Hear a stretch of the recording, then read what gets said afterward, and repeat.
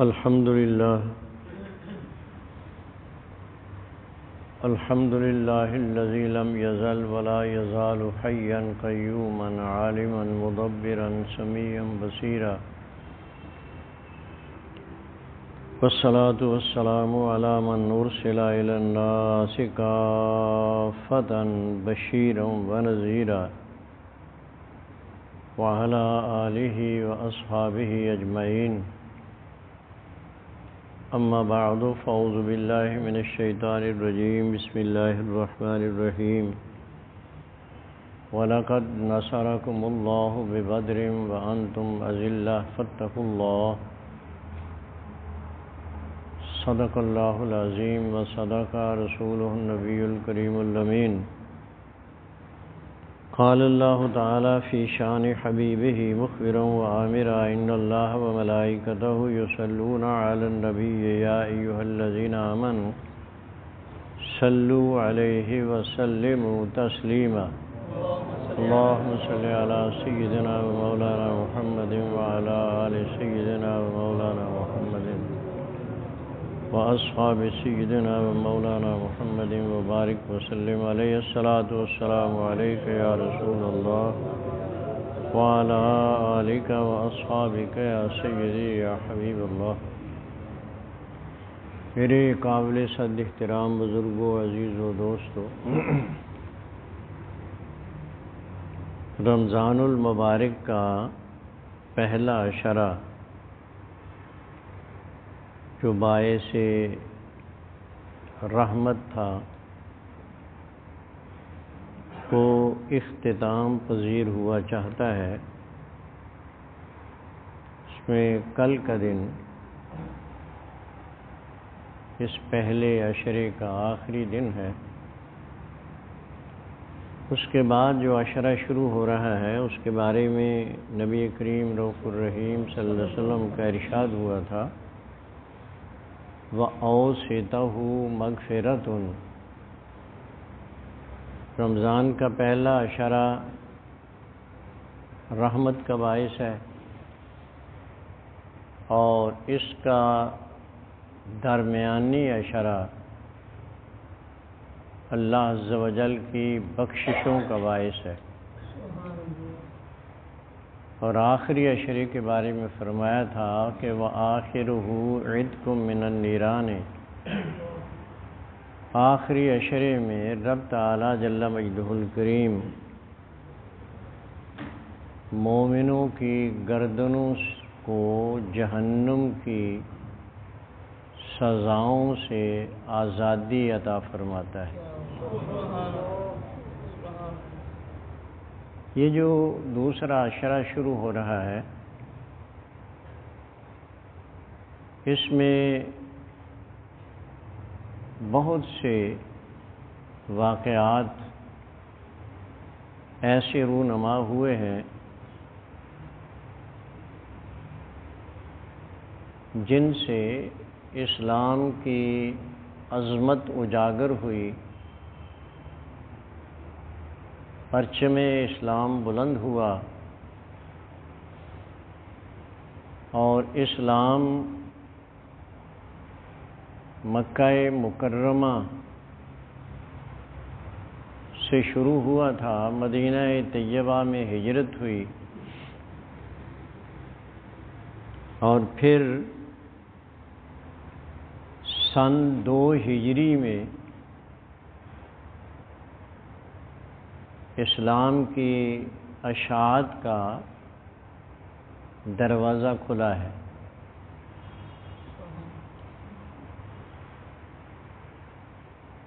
مکہ مکرمہ میں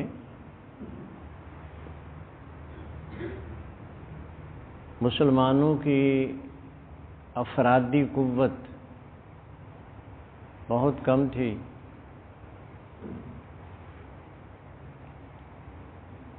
اور جو احباب مسلمان ہوتے اگر تو وہ آزاد ہوتے تو ان کے اپنے عزیز و اقارب انہیں تشدد کا نشانہ بناتے، سخت ترین سزاؤں سے ہم کنار کرتے، واپس آ جاؤ، آباء و اجداد کے دین کو مت چھوڑو۔ اور تشدد کی کیفیت یہ تھی کہ حضرت بلال حبشی رضی اللہ تعالیٰ عنہ جب مسلمان ہوئے ہیں تو اس کے مالک نے پہلے تو یہ بات کہی کہ اس دین جدید کو چھوڑ کے اپنی پہلی مسلک پہ آ جاؤ۔ آپ نے انکار کر دیا۔ تشدد اور وحشت کا کوئی حربہ ایسا نہیں تھا جو حضرت بلال حبشی رضی اللہ تعالیٰ عنہ پہ آزمایا نہیں گیا۔ تپتی ہوئی ریت پہ آپ کو ننگے جسم کے ساتھ لٹا دیا جاتا، بھاری برکم پتھر سینے پہ رکھ دیا جاتا، آگ کا الاؤ ارد گرد روشن کیا جاتا، اور دوسرے غلاموں کو جو امیہ بن خلف کے تھے، ان کے آپ غلام تھے، انہیں کہا جاتا کوڑے برساؤ، اور جب وہ تھک جاتے تو امیہ آگے بڑھ کے یہ پوچھتا کہ اب بھی اللہ کا نام لوگے جس کے تم قائل ہو کہ وہ وحدہ لا شریک ہے؟ تو سیدنا بلال حبشی رضی اللہ تعالیٰ عنہ کی زبان پہ احد احد کے الفاظ آتے۔ یہ ایک کے ساتھ نہیں بلکہ جو تو غلام تھے ان کے ساتھ ان کا مالک ہر حربہ استعمال کرتا تھا، اور وہ جو آزاد تھے ان کی کیفیت اگر آپ تاریخ میں پڑھیں تو آپ پڑھ نہیں سکتے، اسے سن نہیں سکتے، برداشت نہیں کر سکتے۔ حضور کی ایک جانثار صحابیہ ہیں حضرت سمیہ رضی اللہ تعالیٰ عنہ، سمیہ ان کا نام ہے، یہ دونوں میاں بیوی مسلمان ہوئے۔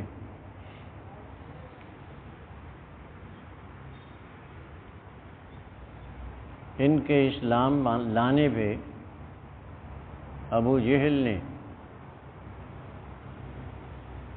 انہیں پہلے تو ہر چند یہ بات کہی کہ اپنا نیا دین چھوڑ کے واپس اپنے آباء و اجداد کے دین پہ آ جاؤ۔ جب انہوں نے انکار کیا تو حضرت سمیہ رضی اللہ تعالیٰ عنہ یہ وہ خاتون ہیں جو اسلام میں سب سے پہلے جنہیں شہادت کا منصب ملا ہے۔ ہوا یہ تھا کہ آپ کے دونوں پاؤں کے ساتھ، اونٹ کے ساتھ اور پاؤں کے ساتھ رسیاں باندھ کے دو اونٹوں کو، ایک کو ایک پاؤں کے ساتھ دوسرے کو دوسرے کے ساتھ، انہیں مخالف سمت میں چلا دیا گیا، اور حضرت سمیہ کے دو ٹکڑے ہو گئے تھے۔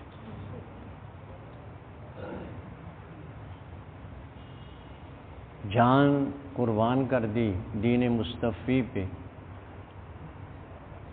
لیکن حبیب اکرم صلی اللہ علیہ وسلم کی محبت میں جو جام نوش کیا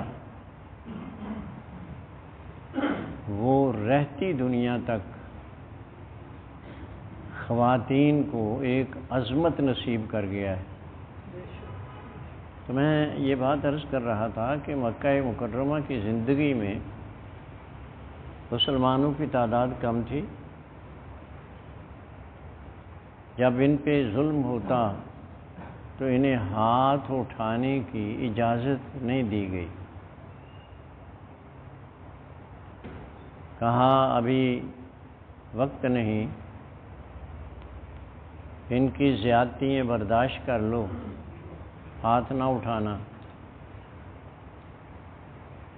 اور بڑے بڑے یہ نہیں کہ جو مکہ مکرمہ کے رہنے والے تھے وہی تشدد کا نشانہ بنے ہیں. مدینہ طیبہ سے جا کے جو مسلمان ہوئے ہیں ان پہ بھی بڑا ظلم کیا گیا ہے. حضرت سیدنا عبداللہ بن مسعود رضی اللہ تعالیٰ عنہ، جن کا مقام یہ ہے کہ حضور فرماتے ہیں 4 بندوں سے اگر قرآن سیکھنا ہے، پڑھنا ہے، سیکھنا ہے، اس کے معلومات حاصل کرنی ہے، اس کے علم سے آشنائی پانی ہے، تو عبداللہ بن مسعود رضی اللہ تعالیٰ عنہ سے سیکھو. یہ مقام ان کا ہے. مدینہ طیبہ میں یہ انصار صحابہ میں سے ہیں. مکہ مکرمہ گئے، ذات مصطفیٰ پہ ایمان لائے. ایک دن وہاں رہتے ہوئے بیت اللہ کے سامنے گئے اور جا کر نوافل پڑھنا شروع کر دیے. نوافل میں قرآن عزیز بلند آواز سے پڑھنے لگے. ابو جہل اور اس کے ساتھی یہ وہاں بیٹھے ہوئے تھے. تشدد کا نشانہ بنایا، اور اتنا کہ آپ کے پاؤں کھڑے نماز پڑھ رہے تھے، آپ کے پاؤں وہ جو خون جسم سے بہہ کے نیچے آ رہا تھا اس سے سارے لتھڑ گئے، بے ہوش ہو کے گر گئے. سیدنا علی کرم اللہ وجہ الکریم کا گزر ہوا تو آپ نے وہاں سے ان کو اٹھایا، لے آئے اور خون جسم سے دھویا، زخموں کی مرہم پٹی کی، اور آپ نے فرمایا کہ ابھی تھوڑی دیر صبر کریں، ابا اللہ عز و جل ایسے اسباب ضرور مہیا فرمائے گا کہ ہم ان کی چیرہ دستیوں سے، ان کے ظلم سے، ان کے تشدد سے، بربریت سے ہم نجات پائیں گے. آپ چپ رہے. دوسرے دن پھر ایسا ہی ہوا، چلے گئے، نوافل پڑھ رہے تھے. پھر ابو جہل اور کمپنی آئے اور انہوں نے انتہائی ظلم بربریت سے کام لیا، اور وہی کیفیت ہوئی. پھر حضرت علی کرم اللہ وجہ الکریم وہاں گزر ہوا، آپ کو دیکھا تو اٹھا کے لے گئے اور فرمانے لگے، مرہم پٹی کی، سب کچھ خون دھویا. فرمانے لگے میں نے کل بھی آپ سے کہا تھا کہ یہ لوگ بڑے ظالم ہیں، باز نہیں آنے والے، آپ ابھی صبر کریں. یہ نہیں کہ صرف مکہ مکرمہ میں ایمان لانے والوں پہ، جو بھی ایمان لانے والا وہاں آقا دو عالم صلی اللہ علیہ وسلم کی بارگاہ میں حاضر ہوتا تھا، یہ تشدد کرتے تھے. ہجرت کا حکم ہوا اور سرکار مدینہ طیبہ تشریف لے آئے، اور مسلمانوں کی تعداد بڑھنے لگی. اور سن 2 ہجری میں سب سے پہلی آیت طیبہ جہاد کی اجازت کے بارے میں نازل ہوئی، جو سورہ حج میں ہے. اُذِنَ لِلَّذِينَ يُقَاتَلُونَ فِي سَبِيلِ اللَّهِ،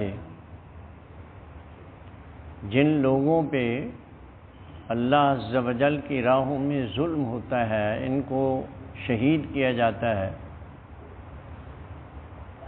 اور جن پہ ظلم کیا جاتا ہے ان کو جہاد کی اجازت دی جا رہی ہے. یہ پہلی آیت ہے، سورہ حج کے اندر ہے جو نازل ہوئی. اس کے بعد باقاعدہ حبیب اکرم صلی اللہ علیہ وسلم نے کافروں کے خلاف جہاد کا اعلان کر دیا۔ مدینہ طیبہ کی جو سچویشن ہے، محل وقوع ہے، وہ اس طرح سے ہے کہ مکہ مکرمہ والے شام کی طرف جب جاتے تھے تجارت کے سلسلے میں، سب سے بڑی ان کی مارکیٹ تجارت کی جو تھی، ان کی ضروریات زندگی، کھانے، آپ جانتے ہیں مکہ مکرمہ میں کوئی چیز پیدا نہیں ہوتی۔ آج بھی جو کھجوریں وہاں تھوڑی بہت آپ کو نظر آتی ہیں، وہ بہت دیر، ابھی کچھ دیر پہلے، چند سال، یوں کہہ لیں کہ 100-150 سال پہلے سے شروع ہوئی ہیں، ورنہ قرآن عزیز اس کے بارے میں کہہ رہا ہے جب حضرت سیدنا ابراہیم خلیل اللہ علیہ السلام اسماعیل علیہ السلام کو یہاں چھوڑ کے گئے ہیں، تو وہاں کے بارے میں نقشہ جو قرآن نے بیان کیا ہے، بِوَادٍ غَيْرِ ذِي زَرْعٍ عِنْدَ بَيْتِكَ الْمُحَرَّمِ، حضرت اسماعیل علیہ السلام کو وہاں بٹھا کے جب آپ نے بارگاہ رب العزت میں ہاتھ اٹھا کے دعا مانگی ہے تو کہا ہے ایسی وادی جس میں کوئی کہیں بھی سبزے کا نشان تک نہیں ہے، اور یہاں تیرا گھر ہوگا، یہاں اسماعیل علیہ السلام کو چھوڑ کے جا رہا ہو۔ یہ کیفیت تھی، اور یہ لوگ اپنی ضروریات زندگی کو مکہ مکرمہ کے رہنے والے پورا کرنے کے لیے تجارت سے وابستہ تھے، اور شام ان کی، ملک شام ان کی بہت بڑی منڈی تھی، اور یہ راستہ پرانا مدینہ طیبہ کے پاس سے ہو کے گزرتا ہے۔ آج جہاں جنگ بدر کا وقوع ہوا، یہ خود مدینہ طیبہ سے کئی 100 میل کے فاصلے پہ واقع ہے۔ تقریباً آپ یوں سمجھ لیں کہ مدینہ طیبہ اور مکہ مکرمہ کے درمیان یہ جگہ ہے، یہ میدان تھا۔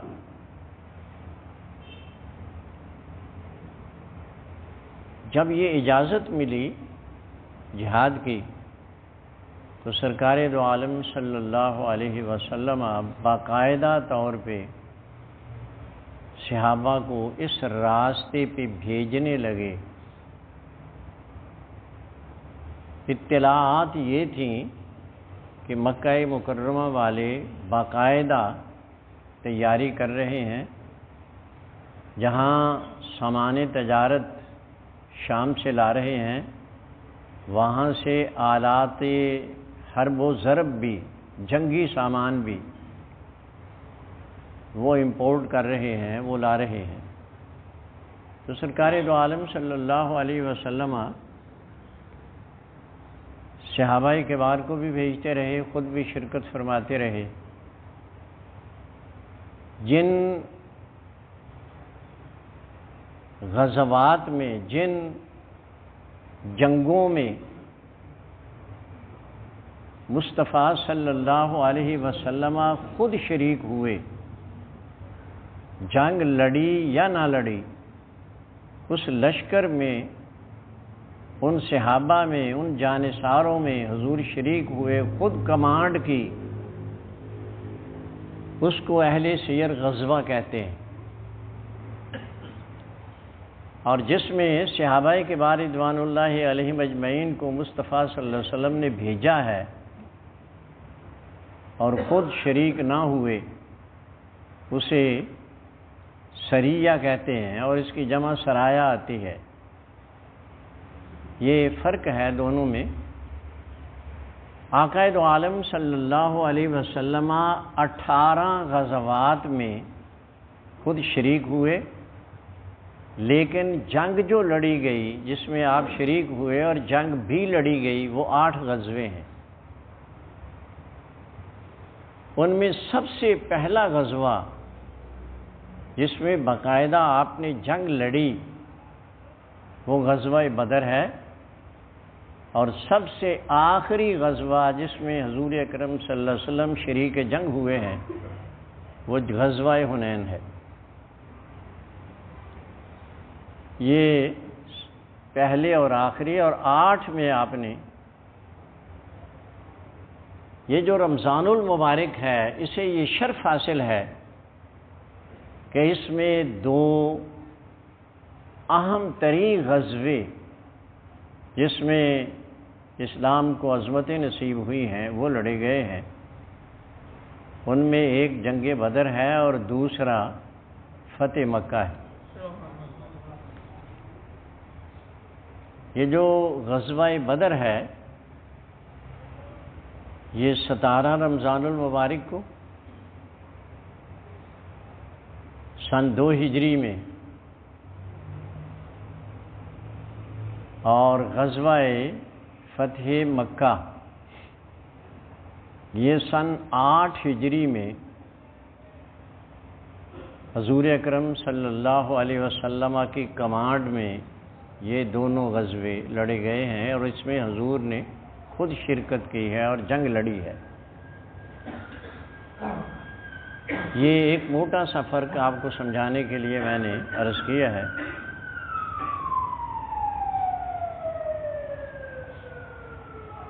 اطلاع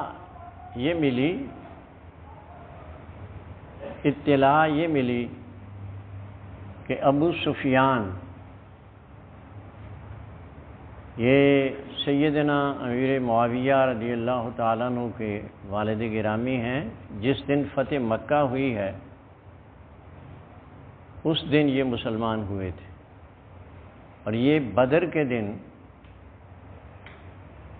یہ کافروں کی طرف سے، اس کا تذکرہ میں ابھی کرتا ہوں کس طرح سے آئے تھے، کافروں کی طرف سے لڑنے کے لیے آئے تھے۔ ابو سفیان ایک قافلہ لے کے شام میں تجارت کے سلسلے میں گئے ہوئے تھے، اور مکہ مکرمہ کے رہنے والوں کا کوئی گھر ایسا نہیں تھا کہ جس کا سرمایہ ابو سفیان کے سپرد نہ ہوا ہو، اور اپنی ضروریات زندگی کے ساتھ ساتھ ہر گھر والے نے سامان ضرب و حرب کی خریداری کے لیے بھی پیسے دیے اور آپ خرید کے لا رہے تھے۔ اور آپ کو یقیناً یہ بات معلوم ہوگی، کمانڈر وہی بڑا کامیاب ہوتا ہے جو دشمن کی پائپ لائن کاٹ دے۔ سرکار دو عالم صلی اللہ علیہ وسلم کو اطلاع ملی، اور آپ نے صحابہ سے تذکرہ کیا، صحابہ تیار ہوئے، اور مقصود کیا تھا؟ ابو سفیان کے اس قافلے کو جو سامان تجارت اور سامان ضرب و حرب لے کے آ رہا تھا مکہ مکرمہ کی طرف، اسے روکنا تھا۔ نبی کریم صلی اللہ علیہ وسلم جہاں مقام ابوا ہے، اس سے قدر مدینہ طیبہ کی طرف حضور وہاں پہنچے۔ اس راستے پہ ایک طرف تشریف لے جا کر انتظار کرنے لگے، اور میں یہ بات عرض کر دوں کہ یہ چونکہ قافلے کو روکنے کے لیے چلے تھے، ان کی کل تعداد 313 تھی، اور یہ نہیں کہ یہ باقاعدہ مسلح ہو کے اس طرح سے کہ ہر آدمی سر سے پاؤں تک لوہے میں ڈوبا ہوا، ہیلمٹ بھی ہو، زرہ بھی ہو، باقی ہر قسم کے ہتھیار بھی جسم پہ لگائے ہوئے ہوں، ایسا نہیں تھا۔ بہت سے افراد ایسے تھے کہ کہ جنہیں اگر قمیص نصیب ہے تو تہبند نہیں ہے، اگر تہبند باندھ رکھا ہے تو قمیض نصیب نہیں، تلوار نہیں، اگر تلوار ہے تو نیزہ نہیں۔ اور بہت سے ایسے بھی صحابہ تھے جن کے پاس صرف خیموں کی چوبیں، لکڑی ہیں جن پہ خیمے کھڑے ہوتے ہیں، وہ تھے۔ یہی نہیں کہ جوان تھے، ان میں بوڑھے بھی تھے، اور حضرت معاذ اور معوذ جن کی عمریں ابھی 9 اور 11 سال کی تھیں، بڑے والے 11 سال کے تھے، چھوٹے 9 سال کے تھے، ابھی جوانی کی عمر کو نہیں پہنچے تھے، یہ بھی موجود تھے اس میں۔ یہ راستہ روکنے کے لیے حضور کی معیت میں وہاں چلے۔ ابو سفیان نے پہلے سے اپنے نمائندے راستے، اسے ڈر تھا، معلوم تھا کہ ایسا ہو سکتا ہے کہ میرا راستہ روکا جائے، تو کچھ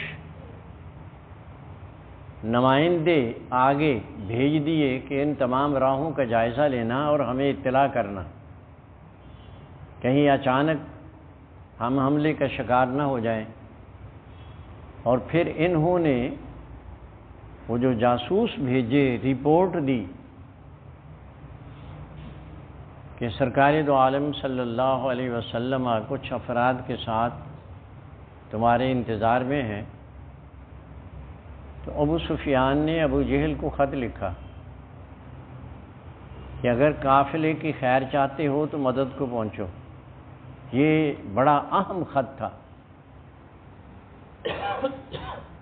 اور خود راستہ بدل کے جس راستے سے ڈر تھا کہ مسلمان ہمارا راستہ روکیں گے، وہ راستہ چھوڑ دیا، ایک اور راستہ، لمبا راستہ اختیار کر کے وہ چل دیا، حتیٰ کہ مدینہ طیبہ کی ان حدود سے جہاں اسے یہ ڈر تھا کہ یہاں مسلمان ہیں، وہ دور نکل گیا، پیغام بھجوا دیا۔ ایک شخص جس کا نام تاریخ نے زمزم غفاری لکھا ہے، اس کے ذریعے سے کہ ابو جہل سے کہنا کہ اگر ابو جہل کا اصل نام حکم ہے، سرکار دو عالم صلی اللہ علیہ وسلم نے اسے ابو جہل کہا ہے، جہالت کا پتلا،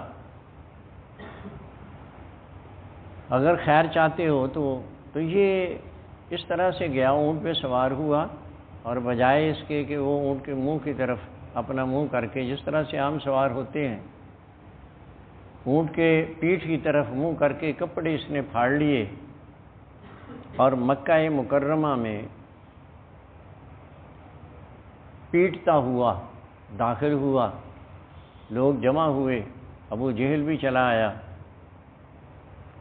اور اسے اپنا پیغام جو لے کے آیا تھا ابو سفیان کا وہ سنایا۔ ابو جہل فوری طور پہ ایک ایک گھر گیا، تیاری کرو، ہم مسلمانوں کو سبق سکھائیں گے، انہیں جرأت کیسے ہوئی ہمارے قافلے کو روکنے کی۔ ابو سفیان نے پیغام بھی بھجوا دیا کہ میں بچ کے آ گیا ہوں، لہذا اب ضرورت نہیں ہے، لیکن اس کے دماغ میں جو سودا سوار تھا اس نے اس کو انجام تک پہنچانے کے لیے مجبور کر دیا۔ یہ بات اپنے لیے ذہنوں میں بٹھا لیں کہ جب کبھی کو حکم خداوندی کسی کے لیے صادر ہو جاتا ہے تو کوئی لاکھ کوشش کرے کہ میں اپنی زندگی کو بچا لوں، نہیں بچا سکتا۔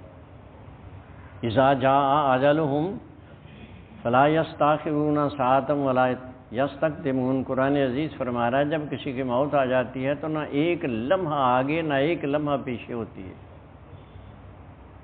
جن کے بارے میں یہ طے ہو گیا تھا کہ مکہ مکرمہ کے ان سرداروں کے ساتھ یہ حشر ہوگا، اس کے لیے ابو جہل کا ذہن ایسا تیار کیا گیا، یہ کہنے لگا کہ ہم کچھ بھی ہو جائے مسلمانوں کو سبق سکھا کے واپس لوٹیں گے، اور اسے یہ معلوم نہیں تھا کہ زندگی میں میری زندگی کا شاید یہ آخری سفر ہے۔ یہ لشکر جرار جس کی تعداد 1000 اس طرح سے تھی کہ ہر آدمی سر سے پاؤں تک لوہے میں ڈوبا ہوا تھا، ہیلمٹ پہنے ہوئے، زرہ پہنے ہوئے، جو اس وقت کا جدید ترین اسلحہ تھا اس سے مسلح تھے، تلواریں تھیں، نیزے تھے، برچے تھے، تیر تھے۔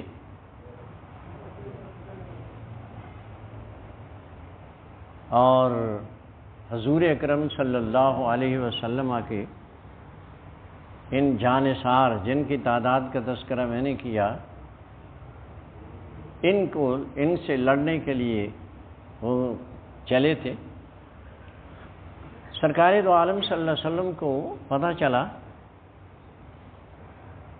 کہ ابو سفیان اپنے قافلے کو لے کے نکل گیا ہے، تو اب اور پھر یہ بھی علم ہوا، یہ بھی اطلاع ملی کہ ابو جہل مکہ مکرمہ سے مدینہ طیبہ پہ حملے کے لیے چلا آ رہا ہے۔ نبی پاک صلی اللہ علیہ وسلم نے ان جانثاروں سے، یہ 313 آدمی جو تھے، ان سے مشورہ کیا۔ حضور اکرم صلی اللہ علیہ وسلم فرمانے لگے ہم آئے تو اس لیے تھے کہ اس قافلے کو روکیں گے، لیکن یہ صورتحال پیدا ہو گئی ہے، اگر ہم واپس مدینہ طیبہ جاتے ہیں تو وہ لوگ مدینہ طیبہ پہ حملہ آور ہوں گے، لہٰذا ہمیں یہیں سے کوئی تدبیر سوچنی چاہیے، ہم کیوں نہ آگے بڑھ کر ان کا راستہ روکیں۔ اس پہ سیدنا ابو بکر صدیق رضی اللہ تعالیٰ عنہ سب سے پہلے کھڑے ہوئے، انہوں نے جانثاری کا تذکرہ کیا، عمر بن خطاب کھڑے ہوئے۔ تو سرکار دو عالم اصل میں چاہ رہے تھے کہ جو انصار صحابہ ہیں ان میں سے کوئی آدمی اپنی رائے کا اظہار کرے۔ اس کی وجہ یہ تھی کہ مدینہ طیبہ میں جب سرکار تشریف لائے ہیں تو ایک معاہدہ ہوا تھا، اور اس معاہدے میں یہ طے پایا تھا کہ اگر کوئی شخص مدینہ طیبہ پہ حملہ کرے گا مسلمانوں پہ، تو ہم ان کے ساتھ مل کر دفاع کریں گے، لیکن اگر باہر جانا پڑا تو پھر ہم کوئی حتمی رائے نہیں دے سکتے، اس وقت کو دیکھیں گے۔ یہ ایک معاہدہ ہوا تھا، سرکار کو اس معاہدے کا خیال تھا۔ اس پہ جو تیسرے بندے کھڑے ہوئے وہ حضرت مقداد تھے رضی اللہ تعالیٰ عنہ، یہ انصاری صحابی ہیں۔ عرض کرنے لگے کہ یا رسول اللہ صلی اللہ علیہ وسلم، شاید آج آپ کو اس معاہدے کا خیال ہے جس کی وجہ سے آپ یہ بات ارشاد فرما رہے ہیں۔ یا رسول اللہ صلی اللہ علیہ وسلم، اس وقت ابھی ہم مسلمان نہیں ہوئے تھے۔ یا رسول اللہ صلی اللہ علیہ وسلم، اب ہم اسلام لا چکے ہیں، ہم میں تمام انصار کی جانب سے آپ کو یقین دلاتا ہوں کہ آپ کے پسینے کا قطرہ گرنے نہیں پائے گا کہ ہم اپنی جانیں فدا کر دیں گے۔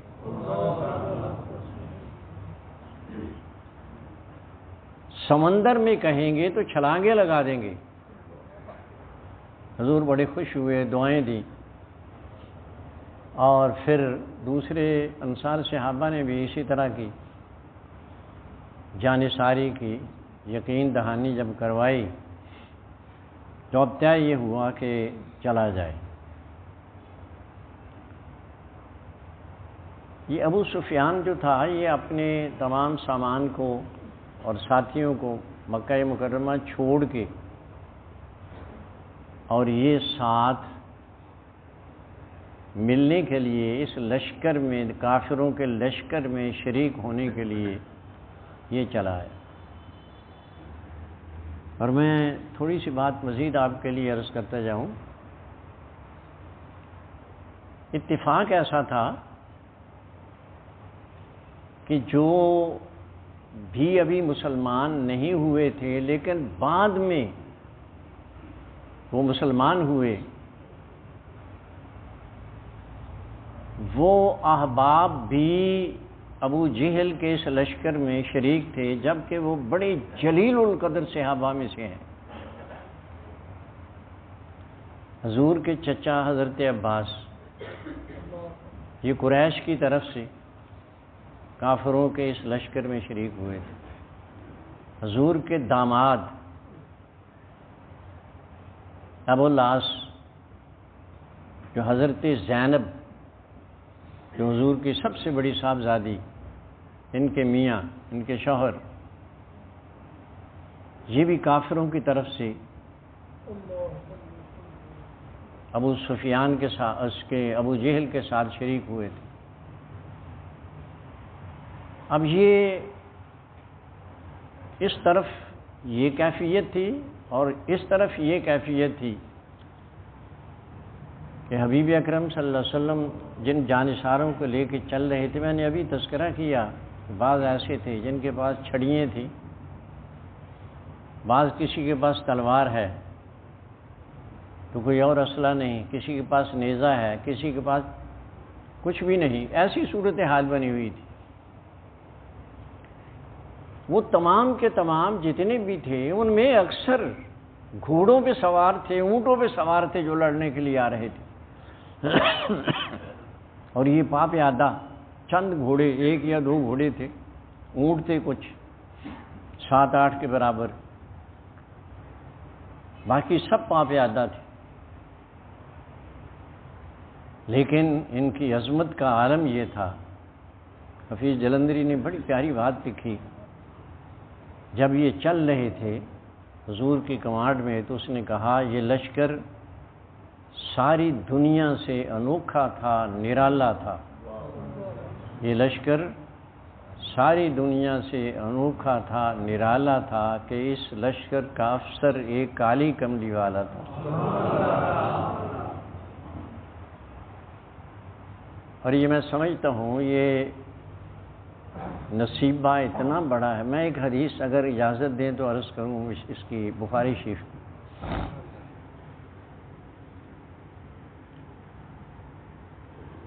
ایک غزوہ اس سے واپسی ہوئی، یہ بڑی توجہ سے سننے والی بات ہے، بڑی ایمان افروز. غزوے سے واپسی ہوئی، مال غنیمت آیا تو سرکار دو عالم صلی اللہ علیہ وسلم میں جو غازی جو اس میں شریک ہوئے ان میں سے صرف ان صحابہ کو بلا کے جو مہاجرین سے تعلق رکھتے تھے انہیں بلایا اور سارا مال غنیمت ان میں تقسیم کر دیا.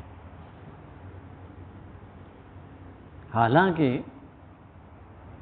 ان میں اس وقت تعداد انصار کی زیادہ تھی اس غزوے میں، اور وہ بھی اسی طرح سے حق رکھتے تھے. اس پہ کچھ نوخیز جوانوں میں کوئی عجیب سی ہلچل سی مچی اور انہوں نے یہ بات کہی کہ ہم بھی شریک تھے لیکن مال غنیمت ان کو دے دیا گیا. تو سرکار تک یہ بات پہنچی، آپ نے انصار کو بلا لیا، تمام انصار کو جتنے بھی تھے سب کو بلا لیا. تو حضور فرمانے لگے کہ میں نے یہ بات سنی ہے، اس میں صداقت کہاں تک ہے؟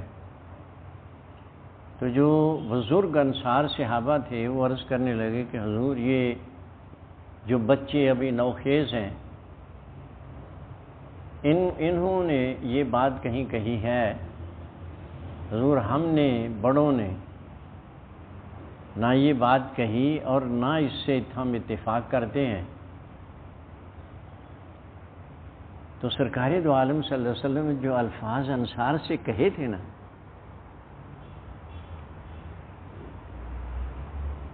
وہ آج اگر حرز جان بن جائیں تو میں سمجھتا ہوں کہ مسلمان کبھی بھی کسی سے مار نہیں کھا سکتا۔ حضور فرمانے لگے، انصار صحابہ سے حضور فرمانے لگے، کیا تم اس بات پہ راضی نہیں کہ مہاجرین یہ مال لے کے چلے جائیں اور تم مجھے لے کے اپنے گھر کی طرف لوٹو؟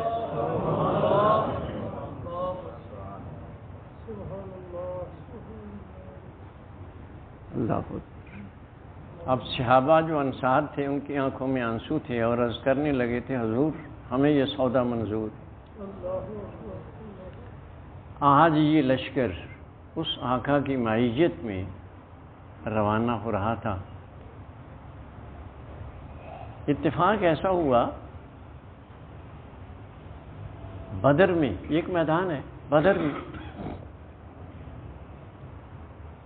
ابو جہل کا لشکر پہلے پہنچ گیا، جنگی اہمیت کا مورچہ یوں کہہ لیں انہوں نے سنبھال لیا۔ ایک ایسی جگہ جو پتھریلی تھی اور ٹھوس تھی، اور جب مسلمان وہاں پہنچے ہیں تو ان کے حصے میں جن احباب نے عمرہ کیا یا حج کیا اور وہ بدر میں گئے ہیں تو انہوں نے دیکھا ہوگا جس طرف مسجد ہے یہ والی جگہ اس وقت ریت ہی ریت تھی، اور جہاں وہ کنواں ہے درمیان میں اس کی دوسری طرف جو بلندی کو اس طرح پہاڑ سا بنا ہوا ہے، یہاں ابو جہل کا لشکر تھا۔ یہاں ریتلی جگہ تھی اور اتفاق سے گرمی شدید قسم کی تھی۔ مسلمانوں کے پاس پانی، وہ تو آئے تھے قافلے کو روکنے کے لیے اور وہیں سے پھر وہ چل کے ادھر کو آ گئے۔ اب اتفاق ایسا تھا کہ مسلمانوں کے پاس پانی ختم ہو گیا، وضو کے لیے پانی نہیں رہا، جانور بھی پیاسے تھے جو تھے دو ایک۔ تو سرکار دو عالم صلی اللہ علیہ وسلم نے میدان بدر میں پہنچ کر دعا مانگی، مولا کریم یہ پیاسے ہیں، میرے جانثار پانی نہیں ہے، ہمیں بارش عطا کر دے۔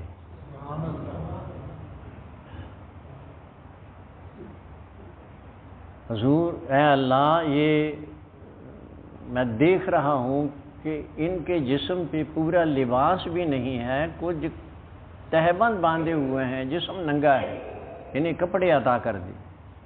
حضور اے اللہ یہ پیدل ہیں، مولا کریم انہیں سواری عطا کر دی۔ سرکار نے ایک تو یہ دعا مانگی، بارش ہوئی، اور ایسی اتنی زوردار بارش ہوئی کہ صحابہ کہتے ہیں کہ ہم نے اس ریت میں منڈیر بنا کے پانی کا ایک تالاب بنا لیا، اپنے مشکیزیں بھر لیے، وضو کیے، کئیوں کو نہانے کی حاجت ہو گئی غسل کر لیے، اور جہاں وہ تھے وہاں پھسلن ہو گئی۔ یہ پہلی مدد تھی جو مسلمانوں کے لیے وہاں نازل ہوئی۔ اور پھر ایسا ہوا کہ رات کو چاند نکلا، روشنی پھیلی، تو سرکار دو عالم صلی اللہ علیہ وسلم صبح جہاں جنگ ہونی تھی اس میدان میں جہاں آج یہ کنواں ہے، اس کے بالکل ارد گرد ساتھ ہی وہ جگہ ہے، سرکار دو عالم صلی اللہ علیہ وسلم کے ہاتھ میں ایک شاخ خرما تھی، کھجور کی چھڑی تھی، حضور زمین پہ دائرے کھینچ رہے تھے اور حضور فرما رہے تھے یہاں ابو جہل کی لاش گرے گی، یہاں عتبہ کی، یہاں شیبہ، یہاں ولی، یہاں فلاں، یہاں فلاں، وہ جتنے بھی 70 آدمی جو وہاں جنگ بدر میں کافروں کے کام آئے تھے ان سب کی نشاندہی کی، دائرے کھینچے، نام لیے۔ سیدنا عمر بن خطاب رضی اللہ تعالیٰ عنہ کہتے ہیں کہ میں ایسا ہوا، جنگ جب ختم ہوئی ہے تو میں نے قبل اس کے کہ ان لاشوں کو ٹھکانے لگایا جاتا میں وہاں پہنچا اور میں نے دیکھا، اور قسم کھا کے کہتے ہیں واللہ جہاں سرکار نے نشان لگایا تھا وہاں سے وہ کافر 1 انچ بھی نہ دائیں گرا تھا نہ بائیں گرا تھا، اسی دائرے کے اندر گرا ہوا تھا۔ یہ کیفیتیں وہاں دیکھنے میں سرکار کی معیت میں آئی۔ صبح ہوئی، صفیں درست ہوئیں، تو ظاہر بات ہے کافر تو بڑے کر و فر کے ساتھ آئے تھے، اسلحے سے، پورے اسلحے سے آراستہ اور مزین تھے۔ سرکار دو عالم صلی اللہ علیہ وسلم نے بھی صحابہ کی صفیں تیار کی، ہدایات عطا فرمائیں، اور پھر آقا دو عالم صلی اللہ علیہ وسلم اپنے خیمے میں، حضور کے لیے خیمہ لگا دیا گیا تھا، اس میں تشریف فرما ہوئے، سجدہ ریز ہوئے۔ سب سے پہلا مسئلہ یہ اٹھا تھا کہ کافروں کی جلگار ذات مصطفیٰ کے لیے ہوگی، حضور کے تحفظ کی ضمانت کون دیتا ہے؟ صحابہ چپ تھے۔ حضرت علی کرم اللہ وجہ الکریم فرماتے ہیں میں نے ابو بکر صدیق جیسا بہادر آدمی کوئی نہیں دیکھا۔ سیدنا ابو بکر صدیق آگے بڑھے اور فرمانے لگے یہ ذمہ داری میں لیتا ہوں، تم جا کے صفیں درست کرو۔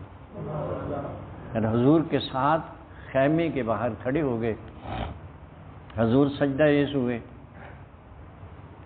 اور بارگاہ رب العزت میں سجدہ ریزی کے بعد جب دعا مانگ رہے تھے یہ جملہ تھا سجدہ ریزی ہی میں کہ مولا کریم اگر تو چاہتا ہے کہ تیرا کوئی نام لیوا نہ رہے، جو تیرے نام لیوا تھے وہ میں ان کو لے کے آ گیا ہوں، مولا اگر یہ شہادت سے ہم کنار ہو گئے تو پھر دنیا میں تیرا نام لینے والا کوئی نہیں رہے گا۔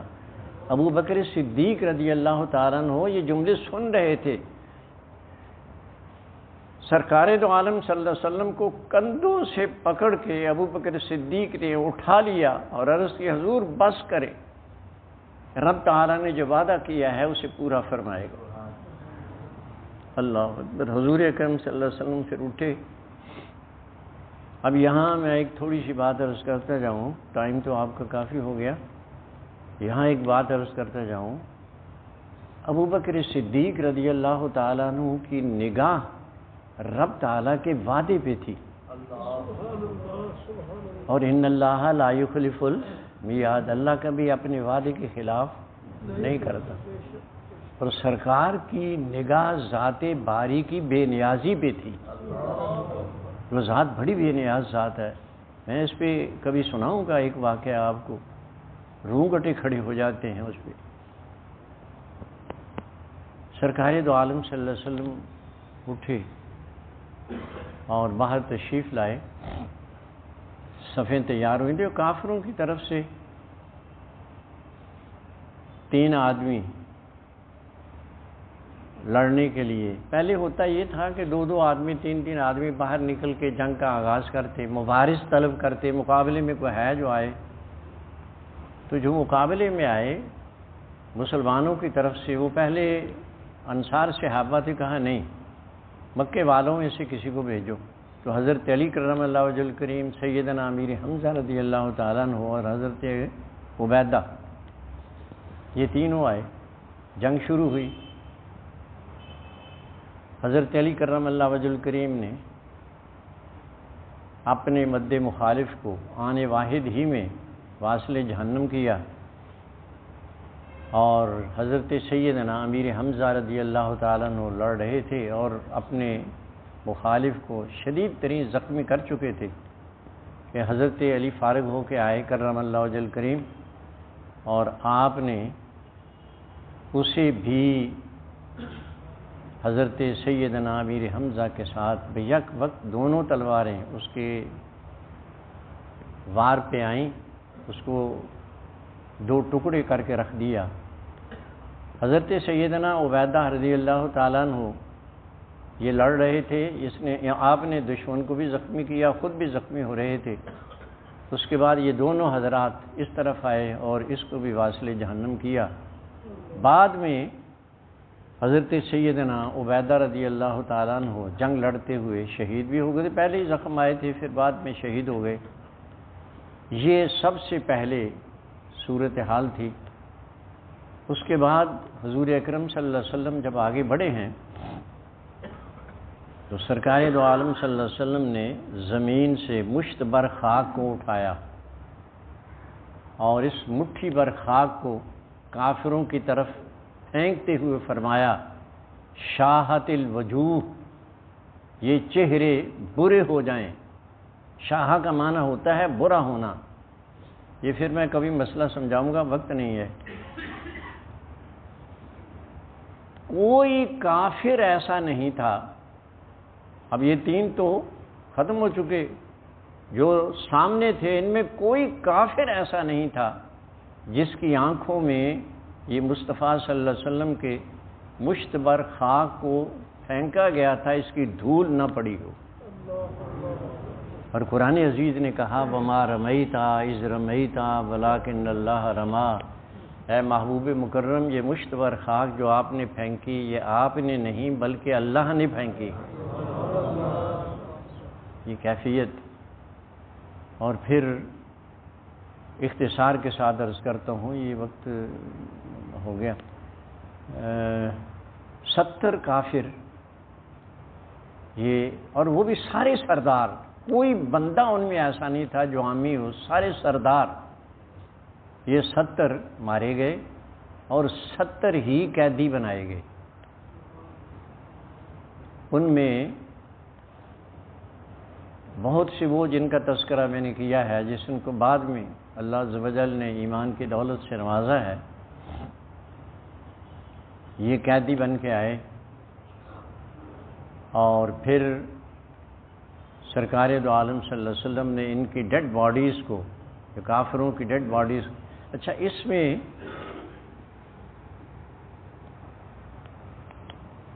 یہ 14 صحابہ رضوان اللہ علیہم اجمعین جنگ بدر میں شہید ہوئے۔ کتنے؟ 14۔ ان میں 8 انصار صحابہ تھے اور باقی مہاجرین تھے، اور کافروں کے یہ 70 سردار مارے گئے اور قیدی 70 ہی قیدی بنے۔ سرکار دو عالم صلی اللہ علیہ وسلم نے کافروں کی ڈیڈ باڈیز کو اس کنویں میں، جہاں آج جا کے میں نے دیکھا، وہاں ہم گئے تھے زیارت کے لیے اس مقام کی، تو ہمارے کچھ ساتھی طلباء تھے، انہوں نے وہاں جا کے اس کنویں پہ کھڑے ہو کے اس میں پتھر مارے، اپنے چھتر اتار کے وہاں جناب اس کو مارے۔ وہ ایسا کرتے ہیں، وہاں کرنا نہیں چاہیے لیکن وہ سب کرتے ہیں۔ اور ظاہر بات ہے کہ مسلمانوں کے دلوں میں اس وقت تو یہ ایک جذبہ پیدا ہوتا ہے کہ یہ وہ تھے جنہوں نے سرکار دو عالم صلی اللہ علیہ وسلم سے جنگ لڑی اور یہاں حضور کو لا کے پریشان کیا۔ تو سرکار نے ان میں ان کی تمام ڈیڈ باڈیز کو ڈال دیا۔ ایک کافر ایسا بھی تھا، شیبہ، اس کی جب ڈیڈ باڈیز کو گھسیٹ کے لے جانے لگے، پہلے ٹانگ کو رسی باندھ کے وہ کھینچی گئی تو اس کی ٹانگ جسم سے باہر نکل آئی، دوسری پھر بازو، پھر عرض کی حضور وہ تو گل کے، چونکہ دھوپ بڑی شدید قسم کی پڑ رہی تھی، جسم جو تھا وہ گل گیا تھا، تو حضور نے فرمایا یہیں گڑھا کھود کے اس کو اس پہ مٹی ڈال دو۔ جب ان کو تمام ڈیڈ باڈیز کو اس کنویں میں ڈال چکے تو حضور وہاں کھڑے ہو گئے اور حضور فرمانے لگے، ہمارے رب نے جو ہم سے وعدہ کیا تھا وہ پورا کیا، تمہارے بتوں نے جو تم سے وعدے کیے تھے تمہیں اس کا کچھ ملا؟ تو فاروق اعظم نے، اب یہ بڑی توجہ طلب بات ہے، فاروق اعظم نے عرض کیا، یا رسول اللہ صلی اللہ علیہ وسلم، ایسے جسموں سے وہ خاطب ہیں جن میں جان نہیں، کیا یہ سنتے ہیں؟ حضور فرمانے لگے، عمر تم سے زیادہ سنتے ہیں لیکن عذاب میں مبتلا ہونے کی وجہ سے جواب نہیں دے سکتے۔ یہ بات ارشاد فرمائی تھی، جس کا معنی یہ بنتا ہے کہ انسان کی موت کے بعد بھی یہ قوت سماعت، حضور نہیں فرماتے، آپ نے وہ حدیث کتنی علماء سے سنی ہوں گی کہ جب قبرستان میں جاؤ تو مرنے والوں کو سلام کیا کرو، وہ تمہارے سلام کے منتظر ہوتے ہیں، جواب بھی دیتے ہیں۔ اور پھر یہ بھی حضور نے فرمایا تھا کہ جب تم میت کو دفن کر کے واپس پلٹتے ہو نا تو یسمعوا قراءۃ علیکم، حضور فرمانے لگے جو تمہاری جوتوں سے ایک کھڑکار اور آواز پیدا ہوتی ہے یہ مرنے والا اسے بھی سنتا ہے، تو یہ سنتے ہیں۔ ایسا نہیں ہے جیسے یہ کہہ دیا جاتا ہے کہ انبیاء کے بارے میں کہہ دیتے ہیں، لیکن کافر معذب ہونے کی وجہ سے جواب نہیں دے سکتا۔ آج بھی صاحب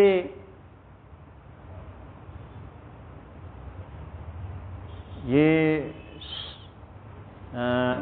ارشاد الساری، یہ ایک بخاری شریف کی حدیث کی شرح ہے، جنہوں نے یہ لکھی ہے وہ کہتے ہیں کہ میں ایک دفعہ حج سے فارغ ہو کے مدینہ طیبہ کی طرف جب گیا تو میں نے کہا یہی راستہ چلتے ہیں جو مدینہ طیبہ کو پرانا راستہ تھا۔ جب میں میدان بدر کے قریب پہنچا تو میں ابھی بہت دور ہی تھا، تو میں نے وہاں ایک آواز سنی، جس طرح سے وہ نوبت نہیں ایک ہوتی، وہ کو بجا رہا ہو اور اعلان ہو رہا ہو، جس طرح سے آج روزے کی افطاری کے لیے مثلا آپ کے ہاں بگل ہوتے ہیں، سگنل ہوتے ہیں، ایسے ہی وہ اس کی آواز ڈھول کی آپ کہہ لیں، سمجھ لیں ڈھول تو اور ہوتا ہے، اس کی آواز آ رہی تھی اور کوئی اعلان صادر کر رہا تھا، کس کا؟ جنگ بدر کی فتح کا۔ تو میں نے کہا یہ آواز کہاں سے آ رہی ہے؟ دائیں بائیں دیکھتا ہوا میں آگے بڑھتا گیا، آواز بڑھتی گئی، اور جب میں وہاں میدان بدر میں پہنچا ہوں تو میں حیران ہوا کہ وہ آواز تیز تر ہو گئی تھی، اور غیب سے مجھے ایک آواز دینے والے نے آواز دی کہ یہ دنیا کو کوئی بندہ اس کا اعلان نہیں کر رہا، یہ اس وقت سے جب سے فتح ہوئی ہے ملائکہ یہاں اعلان میں مصروف ہیں، اور یہ قیامت تک اعلان ہوتا رہے گا کہ مبارک ہو اے مسلمانوں، اللہ تعالیٰ نے تمہیں فتح سے نوازا ہے۔ یہ وہ جنگ ہے جس کا یہ تفصیل طلب ہے اور بڑی کافی ضرورت ہے، بہت سی باتیں اس میں ہیں جس کا تذکرہ قرآن نے کیا ہے۔ وَلَقَدْ نَصَرَكُمُ اللَّهُ بِبَدْرٍ وَأَنْتُمْ أَذِلَّةٌ، اے مسلمانوں ہم نے اس وقت بھی تمہاری بدر میں مدد کی تھی جب تمہاری نفری کمزور تھی، نہ ہونے کے برابر۔ وہ معاذ اور معوذ 7، 9 اور 11 سال کے، ان کا واقعہ بڑا ایمان افروز ہے۔ اور یہ وہ دو نوجوان انصاری صحابی، انہوں نے پوچھا تھا عبد الرحمن سے ابو جہل کون ہے؟ یہ مدینہ طیبہ میں پیدا ہوئے اور یہی ان کی عمر گزری، ابو جہل کو جانتے نہیں تھے۔ عبد الرحمن کہتے ہیں میں نے اشارہ کیا تو وہ ایسے جھپٹے جیسے باز اپنے شکار پہ نہیں جھپٹتا، اور آپ فرماتے میں ابھی ان کی مدد کو وہاں نہیں پہنچا تھا کہ انہوں نے ابو جہل کو گھوڑے سے گرا کے نیچے زخمی کر کے گرا دیا تھا۔ یہ واقعات بڑے ایمان افروز ہیں۔